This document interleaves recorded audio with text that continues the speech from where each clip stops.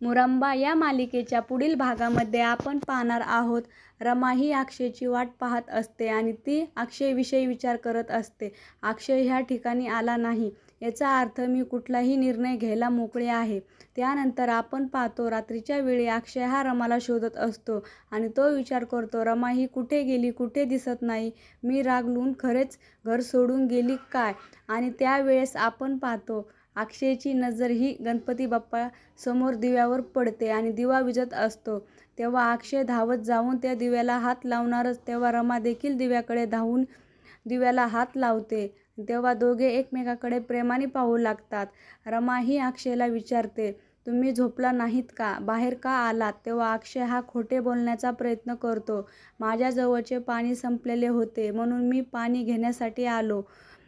तेव्हा रमा ही त्याला विचारते, कुठे आहे पाणी? अक्षयजवळ तर पाणी नसते. त्यावेळेस आपण पाहतो अक्षयला दिव्याचा देखील चटका बसतो. रमा बोलते, जर कुणी खोटे बोलत असेल तर गणपती बाप्पा त्याला शिक्षा करतो. तुम्ही मला पिलू आणि ब्लँकेट देण्यासाठी आला होतात. तेव्हा अक्षय हा काहीच बोलत नाही. आता पुढे येणाऱ्या भागामध्ये अक्षय व रमा यांच्यामध्ये प्रेम कशा प्रकारे वाढू लागणार, दोघे पुन्हा एकत्र येणार का, हे पाहणे अतिशय रंजक ठरणार आहे. मुरंबा या मालिकेचे सर्व अपडेट्स पाहण्यासाठी आमच्या चॅनलला लाईक करा, शेअर करा आणि सबस्क्राईब करायला विसरू नका. धन्यवाद.